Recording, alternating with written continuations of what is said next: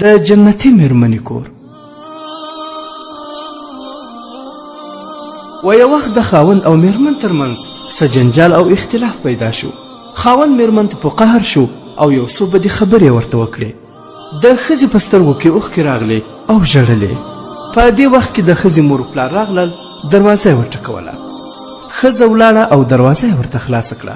هغوی چې کله د دې سترګې په اوښکو لندې ولیدې نو د سبب پوښتنه یې وکړه چې لورې ولې ژاړې؟ ښځې ورته وویل هیڅ خبره نشته، بس په دې ورځو کې مې ستاسې لیدو ته ډېر شوق و. اوس ناسته وم او دا مې تلوسه وه چې تاسې مې لیدلي وای او په همدې سبب مې ژړل. نو د خدای جل جلاله شکر دی چې تاسې راغلاست او سره یو ځای یې کړو. خاوند د خپلې مېرمنې خبرو ته غوږ و چې هغې څه ډول د خپل کور او د خپل خاوند رازونه پټ وساتل. هغې خپل مور و پلار ته هیڅ شکایت ونه کړ او د هغوی توجه یې بلې خواته واړوله. نو دې ښځې د خاوند په زړه کې داسې ځای پیدا کړ چې نور یې خپل منځي اختلافات او جنگ جګړې ختمې شوې. ګرانې مسلمانې خورې، کورونه د مېرمنو لخوا پر 3 قسمه جوړیږي. اول کور داسې وي چې مېرمنې خپل خاوند ته د کور څخه بلا تشبیه جنت جوړ کړی وي. هغه داسې چې خاوند یې له کوره بهر ستړی وي، خواشینی وي او یا په نورو مشکلاتو کې راګیر وي، طبیعت یې خراب وي. خو چې کور ته راشي او خپله مېرمن وویني نو هغه ورته خوشحاله شي او تسلي ورکوي. د دې خاوند د خپلې مېرمنې سره په 2 خبرو ټول غمونه ورک شي. دا هغه جنتي ښځه ده چې په ترمذي شریف کې روایت دی چې نبي علیه الصلاة وسلام وفرمایل چې کومه ښځه له دنیا په داسې حال کې لاړه شي چې خاوند یې ترې راضي او خوشحاله وي نو هغه به جنت ته ځي. دوهم کور داسې وي چې مېرمنې د خپل ځان او خاوند لپاره ترې زندان جوړ کړی وي. هغه داسې چې کله خاوند له کوره بهر وي نو د خپلو ملګرو او دوستانو سره یې ښه زړه خوشحاله وي. خو چې کور ته راشي او خپله مېرمن وویني د خاوند یې نور هم زړه بد شي، ځکه چې ښځه په کور کې غم او خواشینی جوړوي، د کرکې او نفرت څخه ډکې خبرې ورته کوي، په دې سره یې زړه ځوروي او په کور کې داسې خواشینی جوړ کړي چې آخر خاوند خپل کور ته په راتللو پښیمانه شي او ځان یې داسې جوړ کړی وي چې د میړه سره د مینې او محبت خبرې خو بیخي نه کوي، بلکې داسې وي لکه د دنیا ټول غمونه چې د دې پر سر وي. دا هغه مېرمن ده چې نبي علیه الصلاة وسلام مبارک وفرمایل چې د معراج په شپه یوه ښځه مې داسې ولیدل چې له ژبې زړور شوې وه. دا هغه ښځه وه چې خپل میړه یې ځورولو. دریم کور داسې وي چې مېرمن خپل کور خرابوي او په آخرت کې هم په عذاب اخته وي. هغه داسې چې نعوذ بالله په معمولي جنجال او بې له ضرورته د میړه څخه طلاق وغواړي. دا هغه ښځه ده چې نبی کریم صلی الله علیه وسلم فرمایلی دي هره ښځه چې د خپل میړه څخه د طلاق غوښتنه وکړي بې له ضرورته چې هیڅ پیښه هم نه وي، پر دې ښځې د جنت بوی حرام دی. کتاب ابو داود شریف او ترمذي شریف. ګرانو مسلمانانو ورونو، دغسې کورونه د خاوندانو لخوا هم پر 3 قسمه جوړیږي. اول کور داسې وي چې بلا تشبیه خاوند خپلې مېرمنې ته ترې جنت جوړ کړی وي او ژوند یې د خوشحالیو څخه ډک وي. هغه داسې چې میړه دا فکر کوي چې دې ښځې خپل مور و پلار زما لپاره پرېښي، بې له ما نور په دې کور کې بل څوک نه لري، خو که زه په کور کې خوشحالي جوړه کړم دا به هم را سره خوشحاله وي، او که خواشینی جوړ کړم دا به هم را سره خواشینی وي. په کور کې بې مطلبه غم او خواشینی نه جوړوي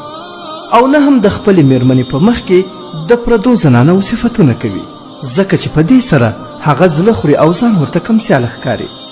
او نه یې هم خپله مېرمن په ډېرو وهلو، پیغورونو او ترټلو عادت کړی وي.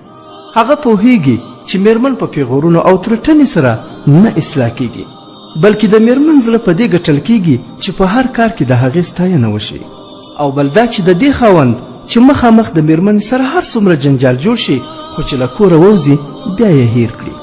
دا هغه خاوند دی چې د خپلې مېرمنې سره به ټول ژوند د خوشحالیو څخه ډک او بې له جنجاله تیریږي. دوهم کور داسې وي چې خاوند د خپلې مېرمنې لپاره ترې زندان جوړ کړی وي. هغه داسې چې په کور کې ښایسته لکه حوره مسلمانه حیاناکه ښځه ناسته وي او د ځان له کور څخه په کلونو او میاشتو ورک کړی وي، په نورو بازاري نجونو پسې ګرځي.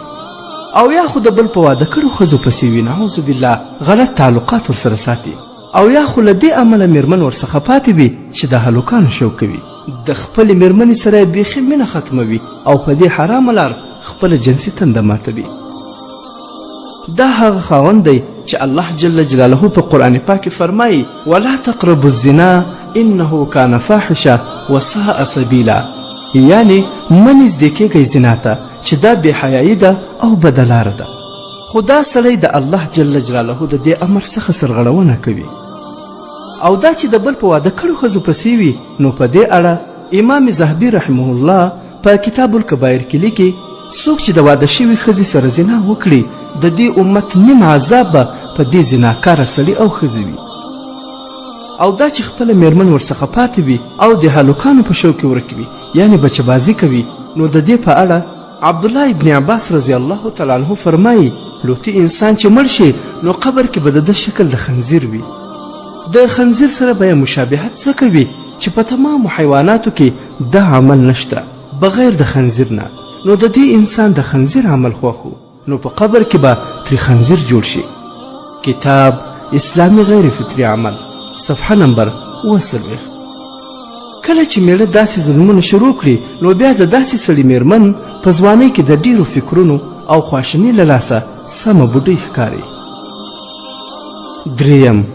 دریم قسم هغه میړه دی چې خپلې میرمنې ته تر خپل مور و پلار ډیر قدر و احترام ورکوي او مور و پلار د ښځې پر سر خفه کوي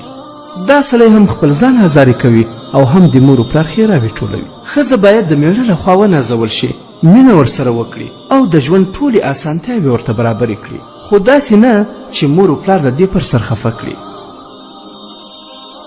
ګرانو دوستانو د یو ښه کامیاب او خوشحاله کور جوړولو لپاره مهمه دا ده چې په وړو وړو خبرو خپل ګډ ژوند خراب نشي میړه باید په هره خبره کې د ښکنځلو او سپکو خبرو او پیغورونو څخه لاس واخلي ځکه اکثره وخت جنجال له همدې خبرو جوړیږي او کله چې خپل منځي اختلافات او جنجال راشي باید دواړه میرمن او خاوند د صبر څخه کار واخلي او خپل په کورني شخړو څوک پردی هم خبر نه کړي ځکه الله جل جلاله فرمایي هن لباس لکم وانتم لباس لهن هغوی ستاسې جامه او تاسې ته هغوی جامه یاست او که یو بد خوی ولري هغه بل صبر وکړي نو په دې اړه رسول الله صلی الله علیه وسلم فرمایلی دي څوک چې د خپلې میرمنې په بد خوی باندې صبر وکړي الله تعالی هغه ته د ایوب علیه السلام د هغه صبر برابر اجر و ثواب ورکوي چې پر هغه کوم تکلیفونه راغلي وو او صبر یې ورباندې کړی وو او کومه ښځه چې د خپل میړه په بد خوی باندې صبر وکړي الله تعالی هغې ښځې ته د فرعون د ښځې د حضرت آسیه رضی الله تعالی عنها د صبر برابر اجر و ثواب ورکوي